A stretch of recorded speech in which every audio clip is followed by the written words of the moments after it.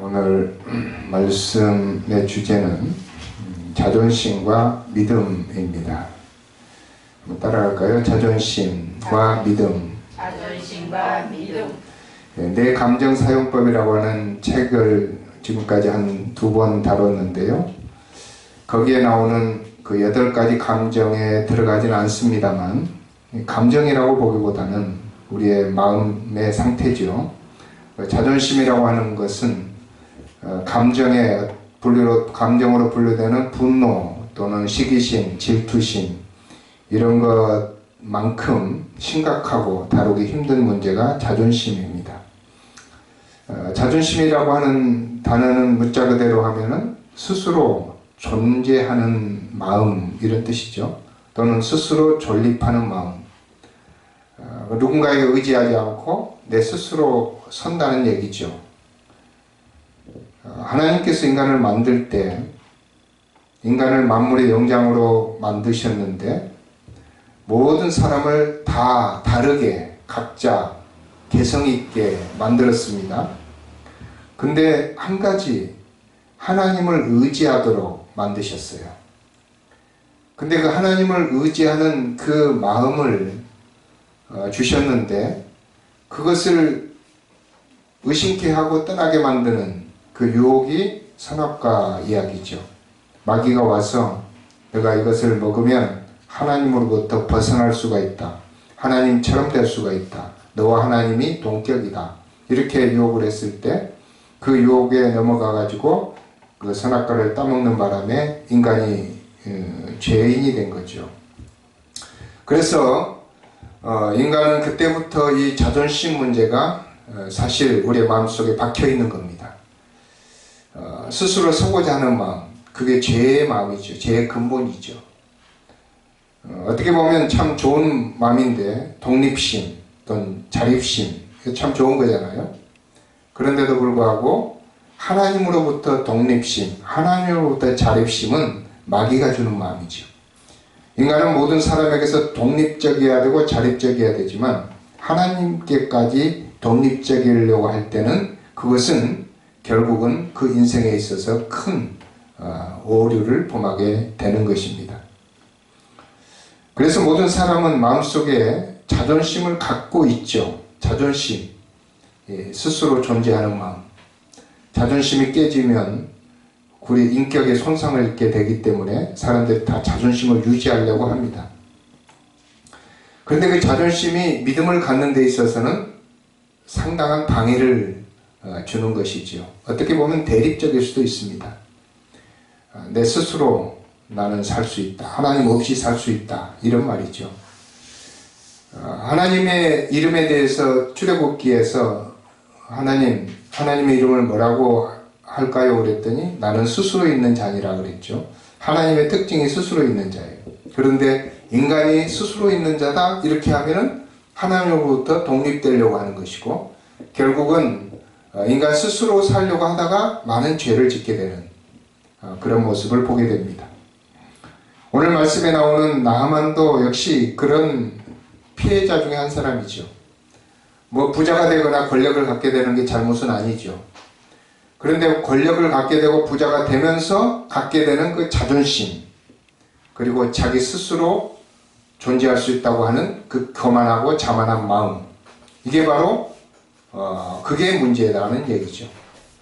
여러분 나만 장군은 오늘 말씀에도 나오지만 아람 나라 왕이 힘이 많은 장군이었고 그래서 모든 군사들 중에서 으뜸가는 참모총장과 비슷한 그 군대를 이끄는 그런 장군이었습니다.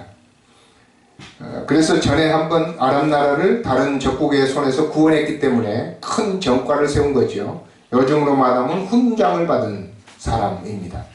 그래서 왕이 힘이 많은 그 나라의 2인자죠. 요즘에는 뭐 문민정부이기 때문에 국무총리가 2인자지만 우리나라도 아주 조선시대나 오래전에는 이 무관이 2인자가 된 경우가 참 많죠.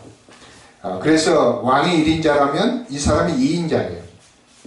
2인자이기 때문에 권력을 가지고 있었고 권력뿐만 아니라 뭘 가지고 있었을까요? 재물을 가지고 있었죠. 권력과 함께 따라오는 것이 재물입니다. 그래서 많은 그 부를 가지고 있었던 사람입니다.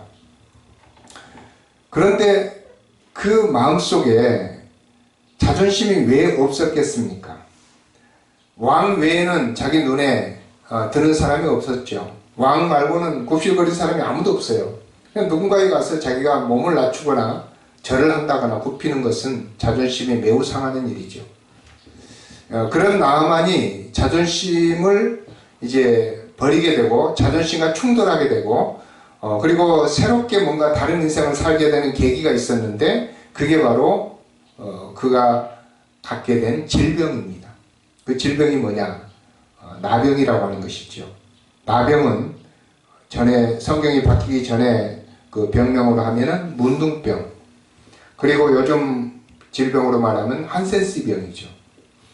그래서 이 나병이 들었는데 이 나병은 그 당시에는 고칠 수 없는 불치병이었죠. 그리고 전염성이 강한 병이었기 때문에 주변의 사람들이 이제 끊어지게 됩니다. 그래서 참 자존심이 강하고 권력을 가지고 있었고 재물을 가지고 있었는데 이 병이라고 하는 그 한 가지 때문에 그의 인생에 있어서 엄청난 변화를 갖게 되는 것이죠. 그래서 그는 결국 자존심이 상하게 되는 겁니다. 매우 자존심이 구겨지는 거죠. 주변 사람들이 떠나게 되고 권력이 아무 의미가 없고 자기가 가지고 있는 재산이 아무 필요가 없는 이제 그런 상태가 되어버렸습니다. 자존심에 심각한 영향을 끼치는 상태가 되어버린 거죠. 이제 그러는 이 나아만에게 이제 믿음을 갖게 되는 계기가 생긴 거죠. 그건 참 행운입니다. 여러분, 믿음도 아무나에게 주어진 게 아닙니다. 믿음을 갖게 된다는 건 참 행운이에요. 여러분도 믿음을 갖게 된 계기를 잘 따져보세요. 참 행운입니다. 저도 중학교 때 교회를 나가게 돼, 초등학교 때도 이제 한두 번 나가긴 했지만, 본격적으로 제가 학습을 받고 세례를 받고 한 건 중학교 때부터인데, 그때 교회를 나가게 된 계기가 있어요. 그 계기가 지금으로 말하면 참 행운이죠. 이 나병 환자였던 이 아람 나라 군대 장군 나만, 이 사람에게 믿음을 갖게 되는 계기가 있었는데 그 집에 살고 있는 어떤 작은 여종이 있었어요. 그 여종을 전에 그 군사들이 이제 노략질을 하다가 잡아온 사람이에요. 포로로. 그 여종을 그 집에 사모님의 수발을 드는 종으로 쓰고 있었죠. 사모님의 몸종입니다. 이 여종이 남의 나라 와서 포로로 잡혀와서 종살이를 하고 있지만 그 마음속에 믿음을 잃지 않았어요. 그래서 믿음을 갖고 있었어요. 이스라엘 백성들, 유대인들은 참 대단한 분들이에요. 그 믿음이 어려서부터 한번 들어가게 되면 어떤 상황이 와도 그 믿음을 버리지 않아요. 그래서 지금도 미국에 살고 있는 유대인들이 전 세계를 지배하잖아요. 믿음 때문에. 그 믿음을 잃지 않는 그 여인이 그 자기 주인 그 장군님께서 나병, 이 불치병에 걸린 사실을 알고 혼자서 중얼거립니다. 우리 주인님께서 우리 고국에 계셨더라면 그 엘리사 선지자 그분에게 가서 고침을 받을 수 있을 텐데, 병을 나을 수 있을 텐데, 이런 중얼거림, 그 중얼거림을 그 여주인이 듣는 거예요. 사모님이. 그래서 야, 뭔 소리냐, 어떻게 문둥병을 고칠 수 있느냐, 어떻게 나병을 치료할 수 있느냐, 그게 사실이냐, 그런 사례가 있느냐, 이렇게 막 따져 묻는 거죠. 여종은 확신을 할 수 없지만 나는 하나님을 믿고 그 선지자를 믿습니다, 이렇게 자기 신앙 고백을 이제 하는 거죠. 그랬을 때 그 사모님이 그 자기 남편에게 그 이야기를 합니다.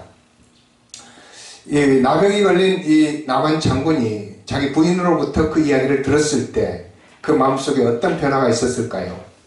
전에는 무시했을 겁니다. 무슨 그런 소리를 하느냐고. 어떻게 불치병인 이 나병을 치료하는 그런 사람이 있을 수가 있겠느냐고. 하나님이라고 하더라도 고칠 수 없는 병이라고 이렇게 했을 겁니다. 그렇지만은 그 문제가 자기 문제였을 때, 자기가 지금 나병에 걸렸을 때 그것은 달리 들렸던 겁니다. 그 이야기는 바로 믿음의 씨앗이 된 거죠. 그래서 그 여자의, 작은 여자의 말이 자기에게 전해온 게 자기 마음속에 씨앗으로 떨어진 겁니다. 예수님께서 우리들에게 믿음을 이야기할 때 너희 믿음이 겨자씨 하나일 만한 믿음만 있어도 그런 말을 하셨죠. 겨자씨 하나일 만한 믿음. 그 씨앗으로는 아주 적은데 그게 싹이 나면 나무가 되고 큰 이제 역사가 일어나죠. 열매가 맺히고. 예, 그래서 그 씨앗의 그 믿음이 나만 장군에게 떨어지게 됩니다. 그때 나만 장군은 그 믿음의 씨앗을 마음속에 품고 있다가 그게 싹이 나는 것을 느꼈어요. 야, 나도 한번 가볼까? 그 나라에 가서 그 선지자를 만나볼까? 진짜 고쳐질까? 이런 믿음이 그 마음속에 싹이 나기 시작했다는 거죠. 왜? 자기 형편이 지금 아무것도 할 수 없는 그런 병이 걸린 거잖아요. 자기 인생은 끝이에요. 더 이상 장군으로서의 존재 가치가 없어요. 그렇기 때문에 그는 이제 그 믿음의 씨앗을 이제 물을 주고 키우기 시작합니다. 그게 싹이 나는 거죠. 그게 여러분들 믿음의 시초입니다. 여러분들이 교회 나오게 된 계기도 누군가가 씨앗을 뿌렸기 때문에 그 씨앗이 싹이 나고 그 싹이 난 씨앗을 통해서 여러분들이 믿음을 갖게 된 거예요. 그 씨앗이 무엇인지 한번 생각해 보십시오. 그래서 이 나만 장군의 마음속에 떨어진 이 여종의 말 한마디가 씨앗이 되어서 그는 이제 행동으로 그것을 옮기게 됩니다. 그래, 내가 한번 가봐야 되겠다. 처음에는 그런 생각하지 않았겠죠.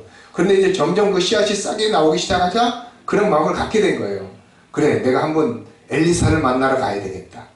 이스라엘 나라의 그 하나님, 그분을 한번 내가 만나봐야 되겠다. 이제 그렇게 생각한 거죠. 그런 믿음의 씨앗이 자랐을 때 그것은 결국 완성된 믿음이 아닙니다. 그렇기 때문에 그 삶의 방식은 여전히 옛날 방식이죠. 그래서 이 나아만은 자기 방식대로 그 믿음을 이제 키우기 시작합니다.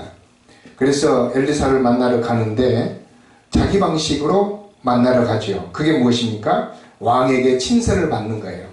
왕에게 가서 내가 이스라엘 나라에 가서 어떤 선지자를 만나려고 하는데 왕에게 친서를 좀 써주십시오. 그래서 자기 왕이 이스라엘 왕에게 친서를 씁니다. 제가 한 사람을 보내겠는데 이 사람은 우리나라에 매우 귀중한 사람이기 때문에 왕께서는 이 사람이 도착하거든 잘 대접하셔서 그 병을 고쳐주시길 원합니다. 이렇게 친서를 썼죠. 그 친서를 소지하고 그리고 말을 타고 마차를 대동하고 그리고 많은 재물을 그 선물을 말에다가 싣고 이제 집에서 출발을 하는 거죠. 뭘 가졌습니까? 친서를 가졌어요. 친서는 뭡니까? 힘을 상징하는 거예요. 그 다음에 그 말에다가 뭘 실었어요? 선물을 실었어요. 돈을 많이 실었고 은전과 금전 그리고 의복 이것을 잔뜩 싣고 이제 이스라엘 나라로 출발합니다. 그것은 결국 자기를 나타내는 자존심입니다. 왕이 아무것도 가지고 있지 않고 선물도 안 가지고 이스라엘 나라를 간다? 자존심이 상하는 거죠. 그런데 이스라엘 나라 왕이 깜짝 놀랄 정도로 많은 선물을 가지고 간다. 이 엘리사 선지자는 감당할 수 없는 그 정도의 많은 돈과 의복과 이런 선물을 가지고 엘리사 선지자를 만나러 간다. 이것은 그 사람의 자존심입니다. 그래서 이제 자존심을 잔뜩 세워서 이스라엘 나라로 출발하게 되는 거죠. 그래서 왕에게 도착해서 친서를 보여주고 친서를 받던 왕이 깜짝 놀라면서 이게 무슨 일이냐? 어떻게 내가 나병을 고친단 말이냐? 그렇게 하면서 이제 놀랬을 때 엘리사가 왕에게 사람을 보내서 걱정하지 말고 제게로 보내십시오. 그래서 이제 왕이 그 사람을 엘리사 선지자의 집으로 보내게 되죠. 나만의 생각에는 어땠을까요? 왕궁에 있는 왕이 엘리사 선지자를 불러서 요즘 같으면 전화로 하겠지만 사람을 보내서 엘리사 선지자를 왕궁으로 불러다가 이 나만 선지자를 그 좋은 의자에 앉혀놓고 거기에서 좋은 생수를 떠다가 이분에게 부으면서 병을 치료해 줄 알았죠. 근데 그것은 빗나갔어요. 그러나 그 정도는 참을 수 있어요. 그래서 엘리사 선지자가 사는 집으로 왕궁에서 출발해서 군사들을 대동하고 그 선지자 집으로 갑니다. 거기까지는 어느 정도 참을 수 있는 일입니다. 근데 엘리사 선지자 집에 도착을 했어요. 엘리사 선지자 집에 도착을 했는데 문을 두드렸는데 엘리사 선지자가 나오지 않는 거죠. 어떤 사람이 나왔어요. 이미 나만이 왔다는 사실을 알고 그 선지자가 보낸 거죠. 가서 우리 선생님이 그러시는데 요단강에 가서 몸을 7번 물에다 담그면 낫는다고 합니다. 요단강으로 가시지요. 그렇게 이야기를 했어요. 그때 이 나만 선지자의 자존심이 폭발한 겁니다. 이게 무슨 소리냐? 내가 아람 나라에서 많은 선물을 이 말에다 가득 싣고 여기까지 왔는데 선지자가 나와서 얼굴이라도 보여줘야지. 얼굴도 안 보여주고, 나는 와서 내 병 환부에 전염병이기 때문에 손은 못 댄다 할지라도 환부 위에다가 손을 이렇게 얹어서 흔들어 가지고 병을 낫게 해줄 줄 알았다 이거예요. 근데 나오지도 않아. 어떻게 보면 요즘 말로 하면 코로나 이 시기에서 참 이해가 되는 말이죠.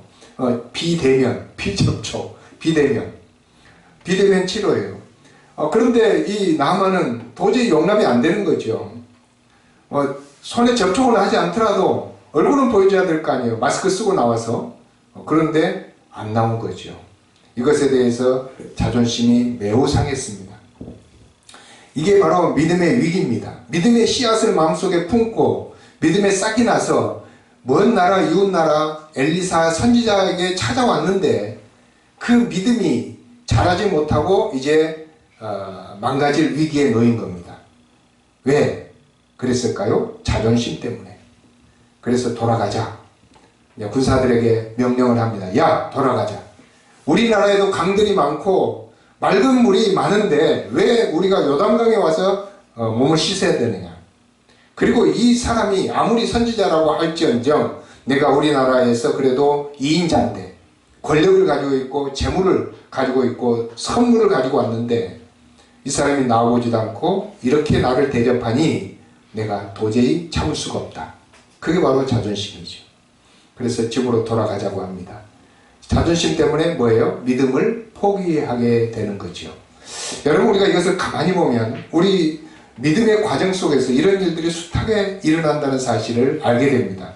여러분, 교회에 사람들이 나오지 않는 이유가 무엇인 줄 아십니까? 대부분이 다 자존심 때문에 그렇습니다. 하나님은 좋고 예수님도 말씀도 좋고 사람들도 괜찮은 것 같은데 자존심이 허락하지 않는 겁니다. 전에는 교회 나오는 이유가 몇 가지 있었어요. 먹고 살기 힘들 때는 먹고 살려고 교회 나온 경우가 많았어요. 기도하려고. 그리고 또 초대교회 때는 교회 오면은 먹을 걸 나눠줘. 그러니까 이 교회 초창기 때는 먹을 걸 받아 먹을. 우리나라도 그랬죠. 크리스마스 때 뭐 이렇게 나오면 떡 주고 과자 주고 그거 받아 먹으려고 나온. 지금도 우리가 필리핀에 우리 선교를 가게 되면은요, 사람들이 막 모여들어요. 막 200명씩 좁은 공간에. 왜 그러는 줄 아십니까? 끝나고 나서 나눠주는 게 쌀이에요. 쌀을 나눠줘요. 그러면 그렇게 사람들이 몰려와요. 그래서 교회에 오는 동기가 먹고 살기 위해서. 또 어떤 사람들은 요즘으로 하면은 이제 사업상 또는 아니면 친구를 만나기 위해서 오는 경우도 있어요. 그리고 마지막에는 병을 치료하기 위해서 오는 경우가 있습니다. 그런데 요즘 현대에는 먹고 살기 힘들지 않아요. 먹고 살만한 그 양식이 다 있어요. 교회 나올 이유가 없죠. 교회 빵 받고 쌀 받으러 나온 사람 누가 있겠어요. 그 다음에 요즘에 동호회들이 얼마나 잘 돼 있습니까? 무슨 동호회, 뭐 무슨 밴드, 카톡, 단톡, 먹방, 뭐 별게 다 있어요. 교회 나올 이유가 없죠. 그리고 병이 들면 요즘 어디로 갑니까? 병원으로 가죠. 교회 왜 나옵니까? 그래서 교회 나올 일이 없어요. 그러니 이제 교회에 나올 이유가 없는 거예요. 그래서 교회 나오자 그러면 그거는 하나님을 만나러 가야 되는데 그것은 자존심이 허락을 하지 않는 거예요. 내가 지금까지 불교를 몇십 년을 다녔는데 내가 지금까지 살아왔던 방식이 있는데 내가 어떻게 신앙을 갖고 다른 생활을 하게 되느냐. 이게 이제 자존심이에요. 그래서 믿음을 갖게 되는 계기에서 장애물이 바로 자존심인데, 근데 교회를 나오게 돼서도 결국은 많은 사람들이 교회를 떠나가게 되는 계기가 자존심 때문에 그런 경우가 많습니다. 제가 아는 그 인근교회 목사님 한 분께서 이제 사임을 하고 우리 교회 부근이에요. 다른 데로 가시면서 저에게 이제 하소연을 하는 걸 제가 들었어요. 그분이 그 교회에서 이제 교인들과 문제가 생겨서 그 이야기를 제게 쭉 하는데 한 분은 이런 이야기를 해요. 교회에서 어떤 분이 어머니가 아프셨는데 목사님이 병원에 신방을 하지 않았다는 거예요. 그렇게 막 교회 소문이 나가지고. 근데 목사님 자기는 신방을 몇 번을 했대요. 근데 그분이 그런 소문을 냈다는 거예요. 처음에 어떻게 원할 때 안 갔는지는 모르겠지만 자존심이 상했다는 거죠. 목사님이 자기 앞에 와서 신방도 부지런히 하고 매일같이 와서 기도해주고 해야 되는데 안 했다는 거죠. 자존심이 상한 겁니다. 자기가 그래도 교회 중진인데 주축 멤버인데 안 했다는 거죠. 그게 자존심이죠. 그 어떤 한 목사님은 교회를 사임을 했어요. 근데 사임한 이유가 어떤 장로님 댁에 신방을 갔는데 장로님 댁에 그 저택을 지었는데 30m짜리 저택을 지었는데 갔는데 대접을 제대로 안 하더라는 거예요. 갔는데 밥도 한 끼 안 사주고 집에서 봉투를 줬는데 5만 원 들었더라는 거예요. 자존심이 상해가지고 막 씩씩거리면서 어떻게 그럴 수가 있느냐고. 30m짜리 집을 지어놓고 이사 예배 드리러 오라고 해서 예배 드렸는데 봉투를 줬는데 부목사님들 데리고 갔었는데 5만 원 주더라고요. 자존심이 상하는 거죠. 목사도 자존심이 상할 수 있고 교인도 자존심이 상할 수 있어요. 근데 자존심이 상한다고 하는 것은 믿음에 있어서는 엄청난 해악이 되는 거죠. 그것 때문에 우리의 신앙이 후퇴하게 되는 겁니다. 나만 장군이 이 엘리사를 만나러 와가지고 엘리사가 자기를 대접하는 것을 보면서 그의 믿음이 망가지기 시작했어요. 믿음을 버리기 시작한 거죠. 야, 돌아가자. 믿음이고 뭐고 필요 없다. 그래서 그는 본국으로 돌아가려고 이제 군사들을 다 데리고 가려고 한 겁니다. 여러분, 여기에서 우리가 필요한 게 뭐냐? 그 사람의 자존심을 만져주는 사람이 필요한 것입니다. 그게 바로 그 부하 어떤 한 군사였어요. 부하들이 그의 발을 붙들고 사정을 합니다. 장군님, 여기까지 오셨는데 지금 중요한 것은 병을 고치는 것 아닙니까? 자존심이 중요한 게 아닙니다. 지금 병을 고쳐야 되지 않습니까? 한번 가서 해보시지요. 해보고 안 되면 돌아가시면 되지 않습니까? 맞는 말이죠. 근데 그 문제는 뭐예요? 자존심이죠. 손해볼 거 없지 않습니까? 그걸 뭐 고치고 나서 뭐 돈을 달라는 것도 아니고, 응? 여기까지 먼 길을 왔는데 그냥 돌아가는 것은 너무나도 큰 손해지요. 그래서 이제 가서 해보자고 사정을 하니까 마지못해서 이 장군이 자기 부하들을 따라서 요단강으로 가게 되는 거죠. 여러분, 여기에서 우리 교회 모든 사람들, 세상 사람들, 자존심이 상해서 교회 못 나오는 사람들, 자존심이 상해서 교회를 떠나는 사람들을 우리가 어떻게 도와줘야 될지에 대해서 볼 수가 있습니다. 그것을 권면이라고 이야기하죠. 그래서 신방 가서 권면을 하고 도와줘야 됩니다. 어떤 사람은 신방을 가면 집에 없는 사람이 있습니다. 제가 잘 알고 있는 유명한 목사님께서는 집에 없어도 신방을 가라는 거예요. 가서 딱지를 붙여놓고 오면 그 사람의 마음이 변한다는 거예요. 응? 그 왔다 갔다 하는 쪽지를 보고 마음이 움직인다는 거죠. 그래서 그게 권면이고 도와주는 거예요. 그 자존심 상한 것을 도와주기 위해서 뭐가 필요해요? 그게 권사가 필요한 거예요. 권사는 권하다는 거예요. 권면하다, 권하다. 그래서 우리 권사님이 그걸 해야 돼요. 사람들이 자존심 상하는 걸 다 풀어줘야 돼요. 여러분들도 다 권사예요. 그래서 권면하고 그런 일들을 통해서 그 자존심 상한 그 마음에서 믿음의 마음으로 바뀌도록 도와줘야 됩니다. 그래서 이제 장군이 그 신하들의 부하들의 말을 듣고 요단강에 가게 되지요. 요단강에 가게 됐는데 중요한 것은 여기서 또 문제가 일어납니다. 왜냐하면 요단강에 7번 몸을 잠궈야 돼요. 근데 장군이 옷을 벗고 요단강에 7번 들어간다는 게 쉽습니까? 한 번 풍덩 들어갔다 나오는 걸 할 수 있겠죠. 그죠? 그냥 너무 찌끔 감고 한번 해보자. 한번 해보자 하는 걸 할 수 있어요. 그런데 7번 하는 것은 한 번 해보자로 될 일이 아니에요. 눈 감고 미친 체 하고 손해본 척하고 해보자. 이거 되는 게 아니에요. 7번이라고 했어요. 그 이유가 무엇일까요? 우리의 자존심을 끝까지 내려놓는 과정을 하나님이 요구하신다는 거예요. 그래서 첫 번째 들어갔을 때는 정말 조금 자존심이 상해서 들어갔을 거예요. 근데 2번 들어가고 3번 들어가는 과정에서는 이왕 버린 몸, 내가 자존심을 버리자. 그래서 3번, 4번, 5번, 6번 들어갈 때는 그 마음속에서 자존심이 다 이제 내려놓는 과정을 겪는 겁니다. 여러분, 그래서 교회에 나오게 되면 수도 없이 많은 그 물속에 몸을 잠그듯이 우리가 하나님의 은혜를 수도 없이 많이 받아야 자존심이 점점 사라지게 되는. 여러분, 그런 과정을 겪지 않으면 우리의 믿음이 단련이 없어요. 그래서 이제 이 나만 장군이 물에 7번 들어갔는데 그때 갑자기 몸이 확 깨끗하게 치료가 된 겁니다. 할렐루야. 그게 바로 구원이에요. 여러분, 자존심을 내려놓는 과정은 어렵고 힘들지만 그 어렵고 힘든 과정을 7번 거쳤더니 그의 몸에 변화가 일어났어요. 구원이 일어났어요. 그가 하나님을 만나게 되었어요. 하나님을 만난 게 다른 게 아니에요. 자기 몸에 변화가 일어나니까 하나님을 만난 거예요. 그 반신반의하던 믿음이 확실한 믿음으로 마음속에 확 들어오는 거예요. 그래서 그가 새롭게 은혜를 받게 되는 거죠. 은혜를 받는 순간 어떻게 되었을까요? 그의 자존심이 온데간데 없이 사라져 버렸어요. 여러분, 그래서 아무리 자존심이 강한 사람도 하나님의 은혜를 받고 나면 그 자존심이 완전히 사라져 버리는 거예요. 아무 의미가 없어요. 자기 권세도 의미가 없고 자기의 모든 재물도 의미가 없고 자기가 학박사라도 의미가 없어요. 뭐가 제일 중요합니까? 믿음이 제일 중요한 거예요. 그래서 믿음을 소유하고 나머지를 다 버려버리는 순간이 그게 은혜 받는 순간입니다. 그래서 이 나만 장군은 자기 몸이 치료되자마자 그 치료된 몸이 중요한 게 아니고 하나님이 중요했어요.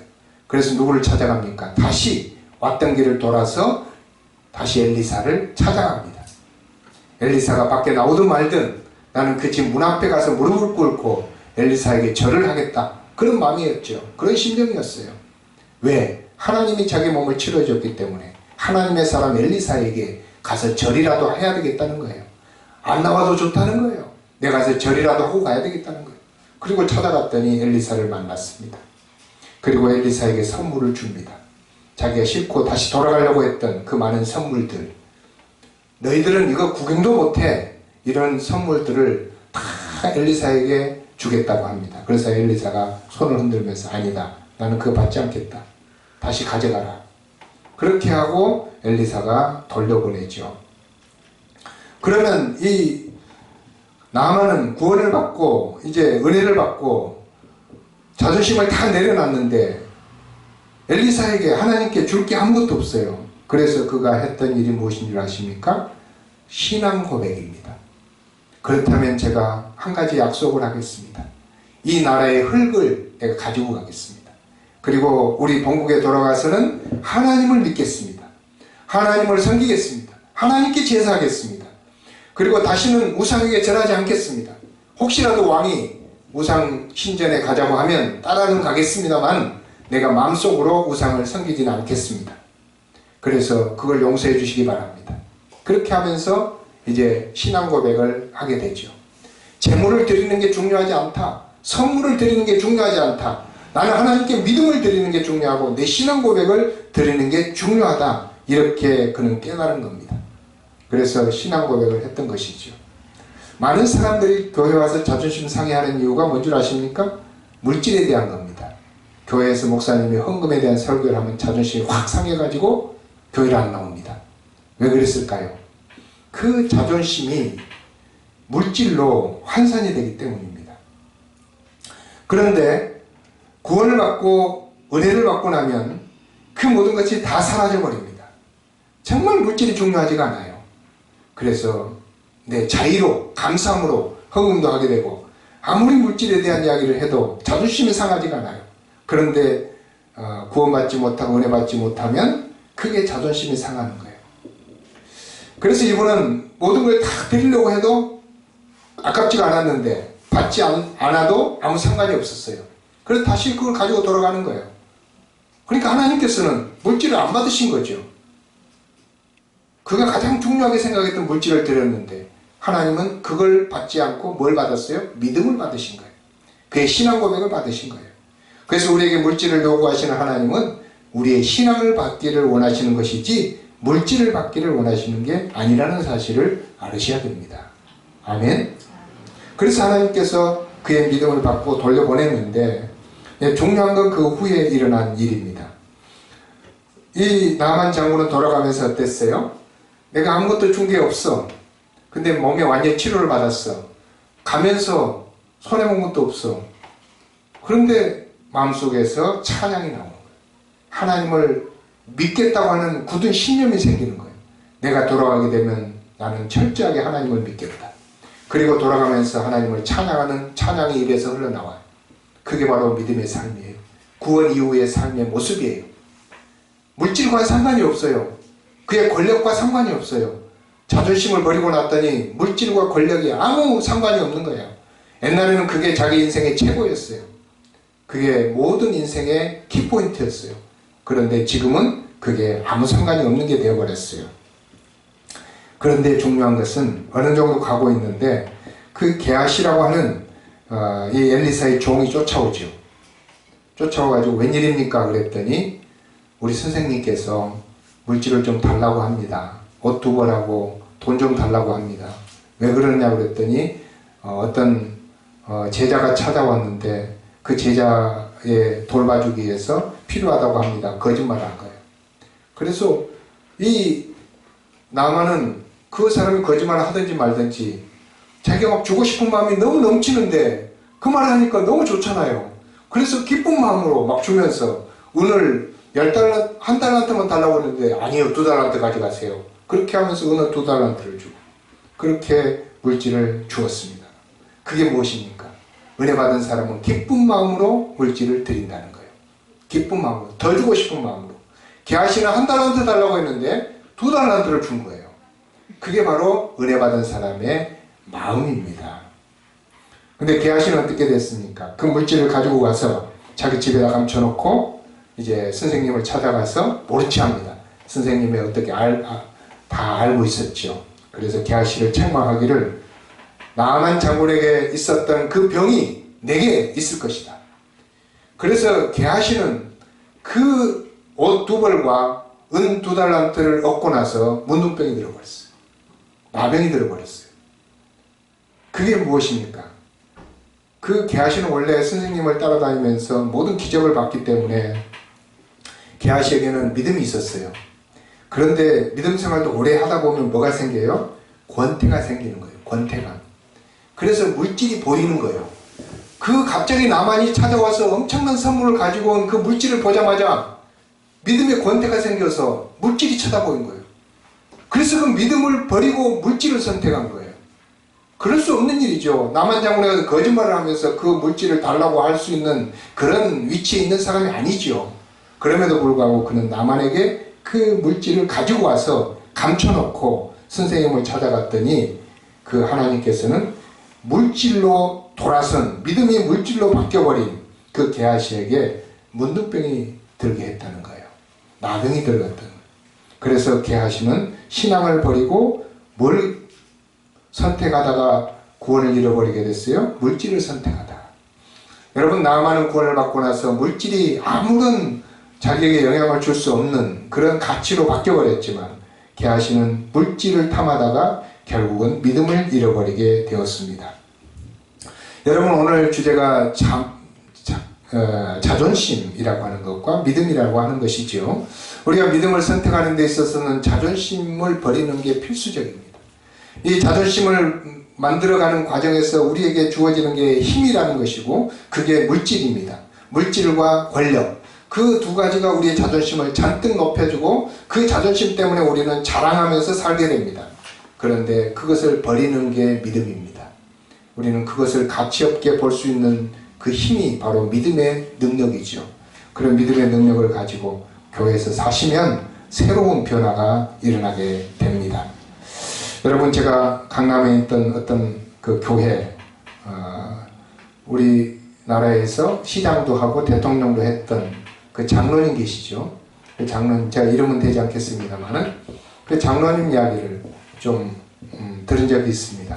그 교회 목사님으로부터.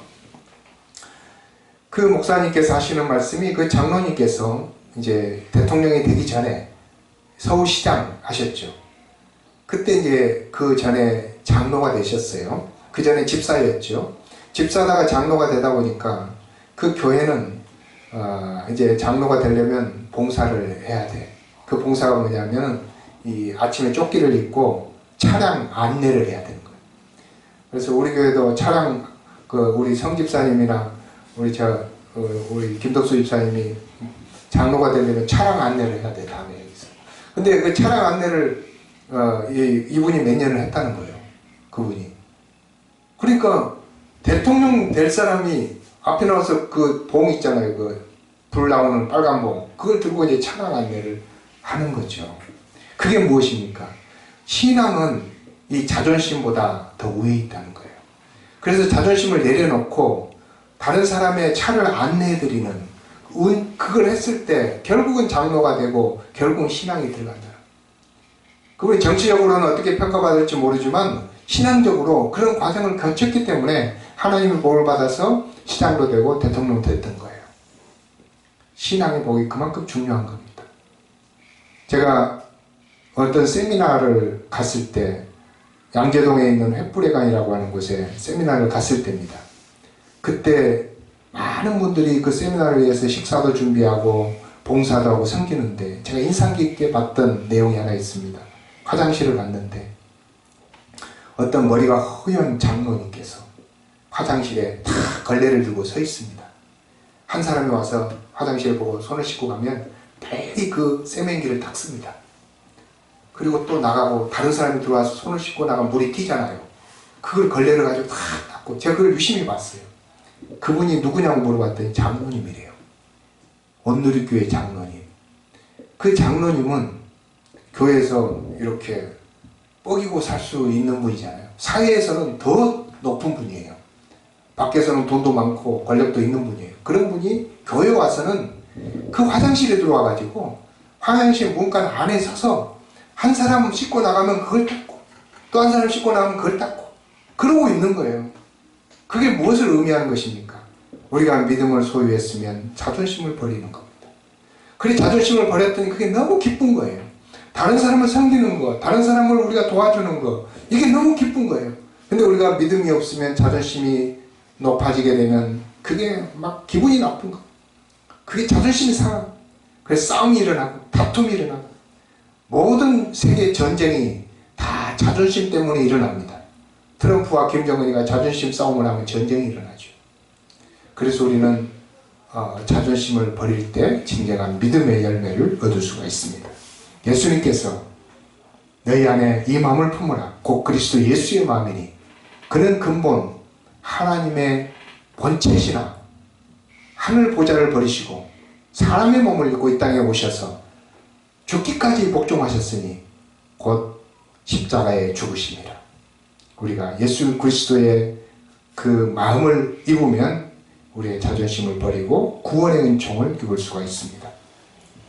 여러분 가운데 그 구원의 은총을 입고 평생을 은혜로 사는, 그래서 나만이 집에 돌아가면서 찬양을 부르면서 살아갔던 것처럼 내가 결코 하나님을 떠나지 않겠다고 마음속에 결심하고 돌아갔던 것처럼 그런 결심을 하면서 돌아가시는 그런 믿음의 사람들 다 될 수 있기를 주의 이름으로 축원합니다.